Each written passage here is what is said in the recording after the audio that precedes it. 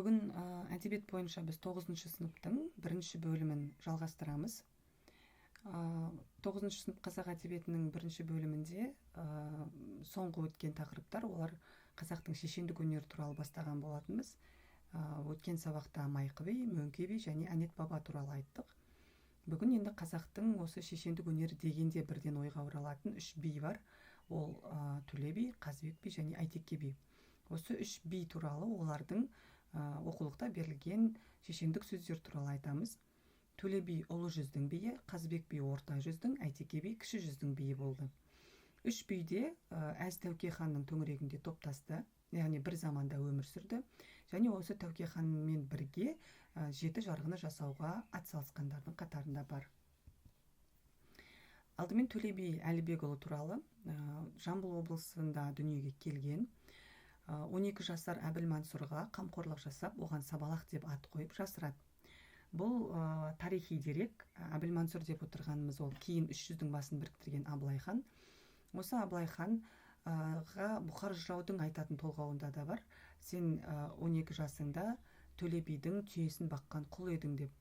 Сол кезеңде Төле би Әбілмансұрды оның ханның ұрпағы екенін біле тұра, оны жасырып, қамқорлық жасайды және оған Сабалақ деп ат қояды, яғни есімін де өзгелер біліп қоймас үшін.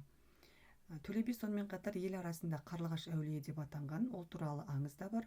Яғни елге жау шапқан кезде барлығы көшіп кеткенде менің үйімде қарлығаштың ұясы бар, сондықтан үйімді бұзбаймын деп Төле бидің көшпей қалатындығы, кейін осы жерге жау келгенде оның көшпей қалу себебін естіп, бұл кісі әулие екен деп оған тиіспей кететіндігі, яғни содан бастап қарлығаш әулие атанғандығы туралы аңыз да бар.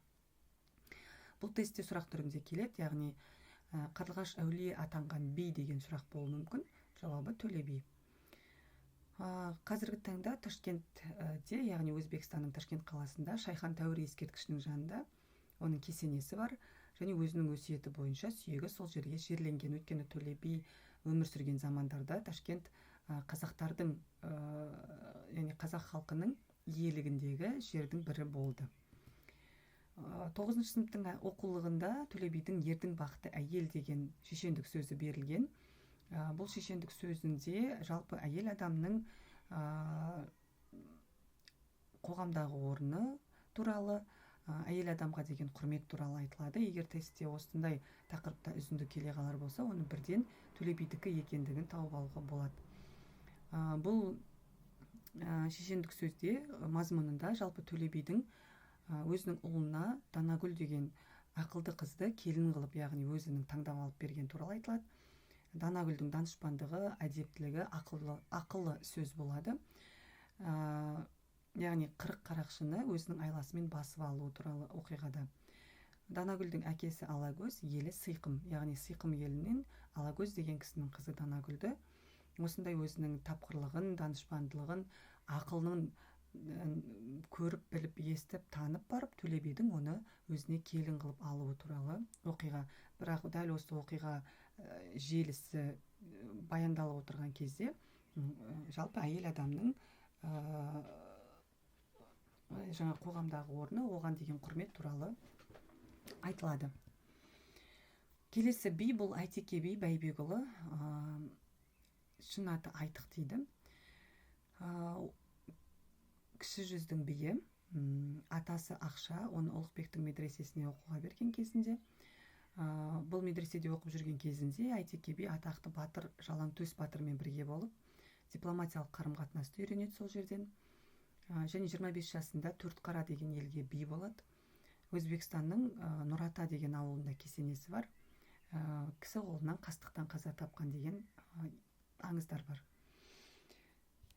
Әйтеке бидің 9-шы сыныптың оқулығында берілген шешендік сөзі бұл Қасқакөл дауы. Яғни Орманбет бидің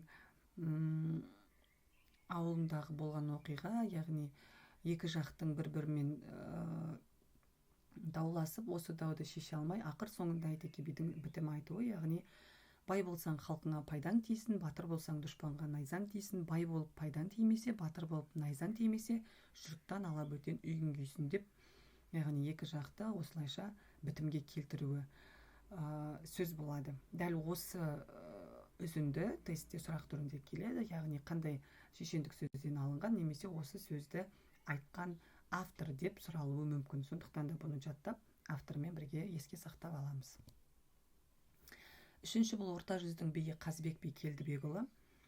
18 жасында тай келтіріп би бастаған қазақ елшілерінің құрамында барып, қалмақтардан олжаланған малдарын қайтарып алады. Дәл осы оқиғаға байланысты сол кезде айтылған дейтін біз қазақ ежелден мал баққан елміз, ешкімге соқтықпай жай жатқан елміз деп басталатын Қазбек бидің әйгілі шешендік сөзі бар. Бүгінгі күнге дейін ел есінде жақсы сақталған. Оның Қазбек бидің сөздері афоризмге, мақал-мәтелдерге айналған. Мысалы, бір қолың ұрысшы болса, екінші қолың арашашы болсын, ашу дұшпан, ақыл дос, ақылына ақыл қос, жауға сілтер қаруыңды, жақыныңа сілтеме деген сияқты. Яғни оның бірнеше сөздері бар, яғни афоризмге және мақал-мәтелге айналған. Так.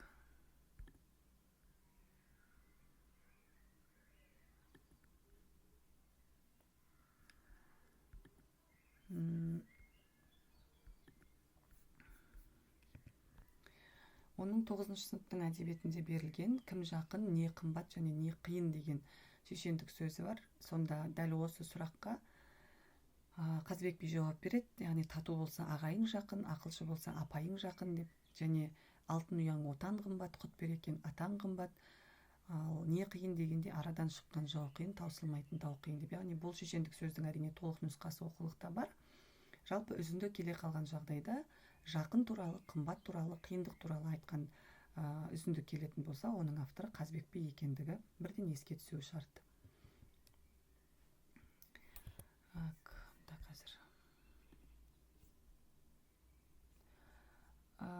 Арай, сәлеметсіз бе? Саламатсыз, папай. Сіз көптен көрінбей кеттіңіз.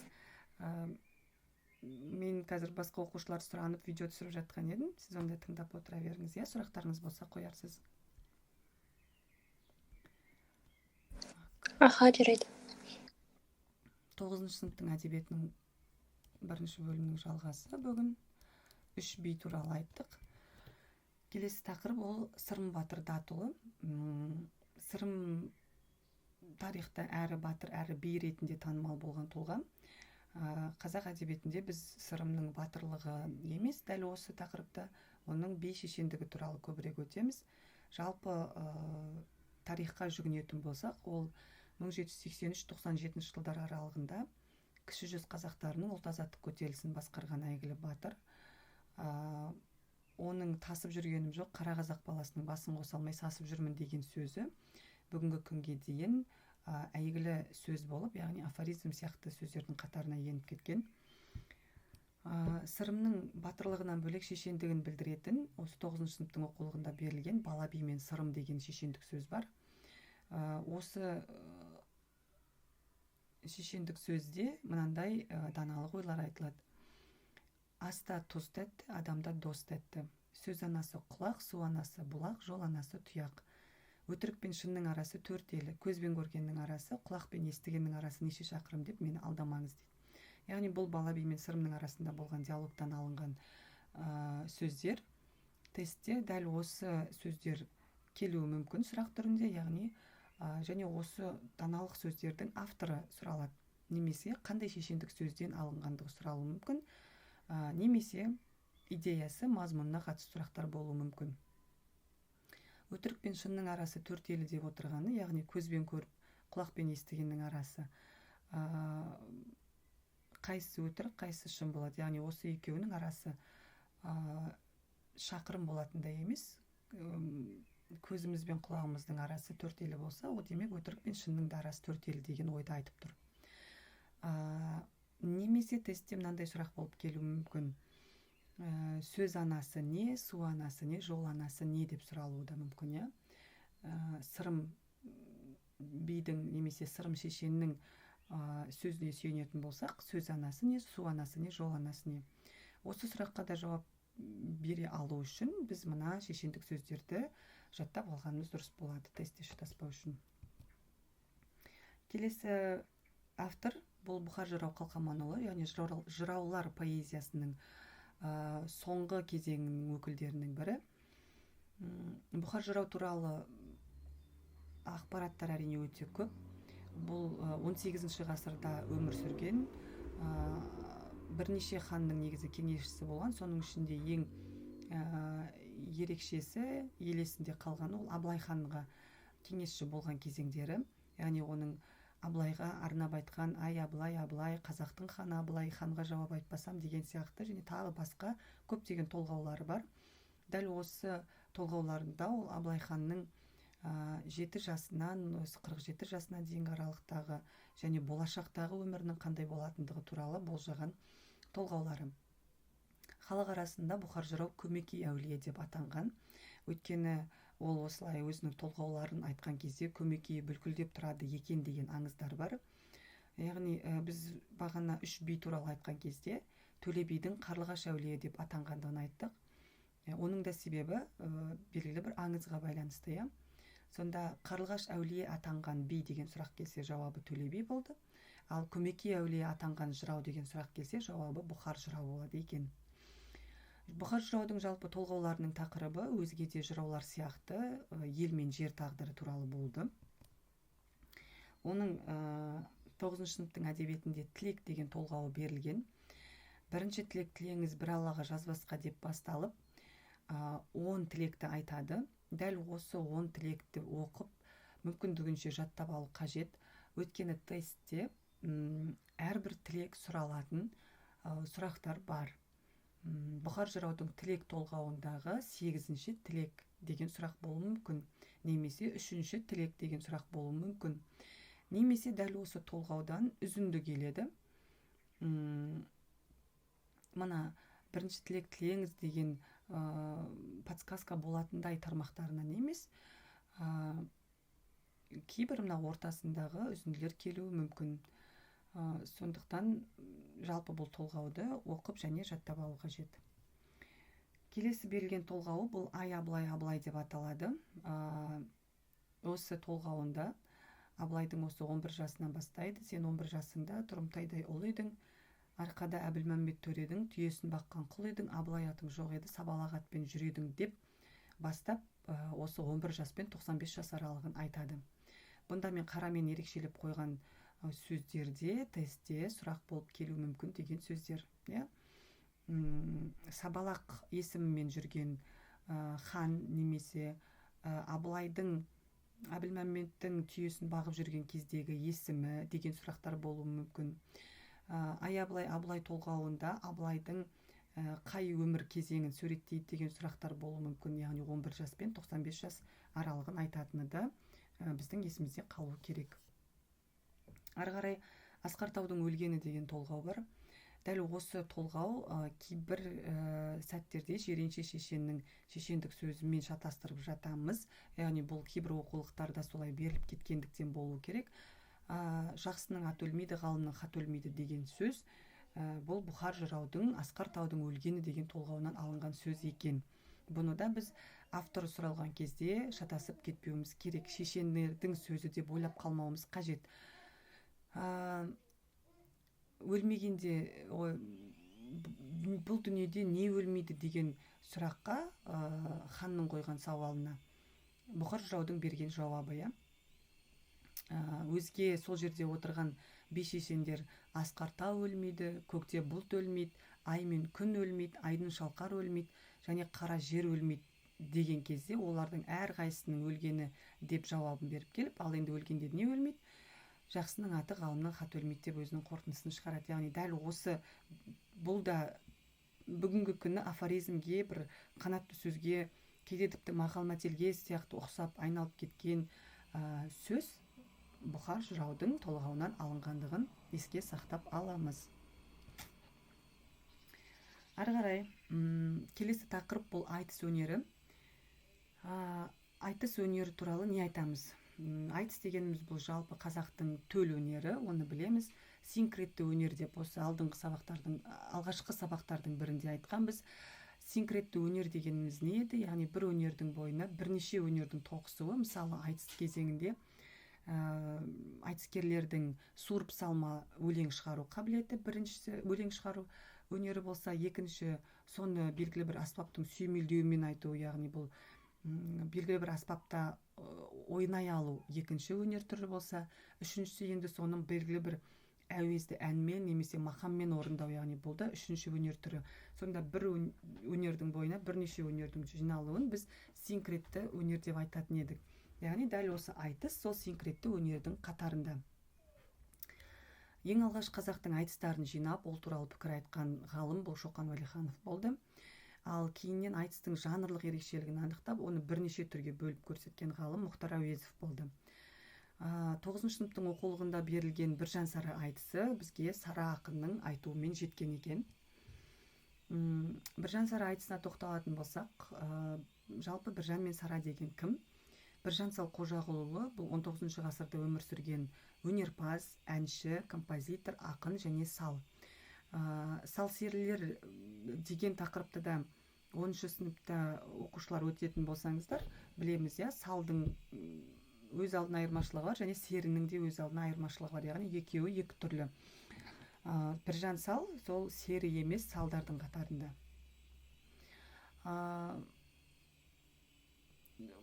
Аңыздарға сүйенетін болсақ, Біржан Салдың түсіне белгісіз бір қария келіп, өлең аласың ба, көнек аласың ба деген кезде өлеңді таңдаған дейді. Бұл аңызда осы үзіндісі де тестте сұрақ болып келеді. Оның танымал өлеңдері Көлбай Жанбай, Ләйлім Шырақ, Жанбота, Біржан Сал, Айтпай деген сияқты танымал өлеңдері бар. Осы Біржан Салға арнап 2009 жылы арнайы фильм түсірілді. Біржанның рөлін Досхан Жолжақсынов деген актер сомдады. Бұл да тестте сұрақ түрінде келуі әбден мүмкін. Енді Сара Тастанбекқызы. Сара Тастанбекқызы айтыскер ақын болды. Алматы облысы Ақсу ауданында дүниеге келген. Ашындым, жүрек, торғам деген сияқты өлеңдері бізге бүгінгі күнге дейін жеткен. Және Сараның жалпы ең әйгілі осы туындыларының бірі деп айтсақ болатын шығар. Осы Біржан Сара айтысы арқылы ол негізінен елдің есінде жақсы танымал. Бұл айтыс ең алғаш 1898 жылы Жүсіпбек Шайхысламұлының бастамасымен жарияланады. Кейіннен екінші нұсқасы қазанда басылады. Алғашқы нұсқасы 969 жолдан тұрса, екіншісі 1080 жолдан тұрады.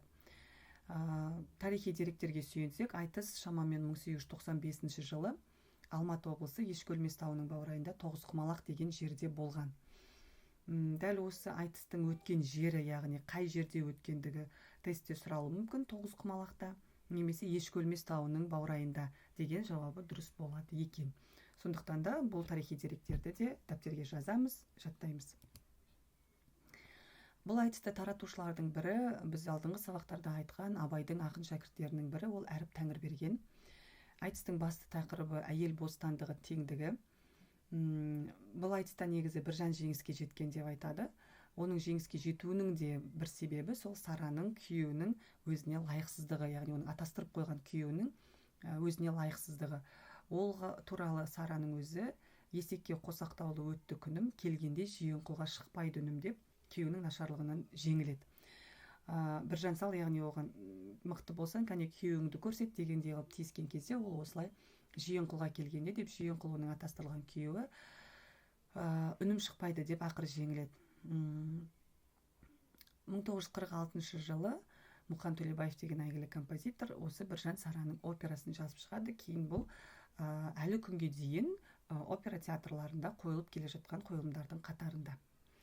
Біржан Сара айтысында өте көп көркемдегіш құралдар бар, және бұл көркемдегіш құралдарда осы тестте көп келеді, дәл осы айтыстағы әсіресе. Сәйкесінше көркемдігі жағынан ең жоғары деңгейдегі айтыс деп бағаланған. Дәл осы сөйлемде сұрақ болып келуі мүмкін. Қазақ әдебиетіндегі көркемдігі жағынан ең жоғары деңгейдегі айтыс, жауабы бұл Біржан Сара айтысы. Мысалы, Біржан өзін суреттейтін жолдарда сайраған орта жүздің бұлбұлымын, мұзбалақпын, ақиықпын деген сияқты әдемі метафоралармен сипаттайды өзін. Сол сияқты Сарада Найманда 200-ді наркескенмін деген метафораны қолданады. Дәл осы үзінділер тіпті жай ғана осы көркемдік құралдың түрін табыңыз деген сұрақ үшін де пайдаланылады көбінесе. Және мынандай сұрақтар бар, осы мысалы Найманда 200-ді наркескенмін деген жол беріледі де, осы тармақты айтқан кім екендігі сұралады. Яғни оны біз Біржан айтты ма, Сара айтты ма, немесе өзге ақын айтты ма дегенде есімізге сақтап алу керек болады. Осындай қатты көзге көрінетін тұстарын. Сонымен 9 сынып әдебиетінің бірінші бөлімі осы Біржан Сара айтысымен аяқталады.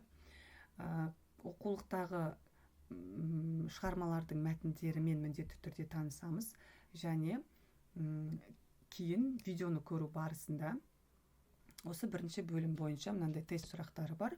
Осы тест сұрақтарын міндетті түрде орындайсыздар.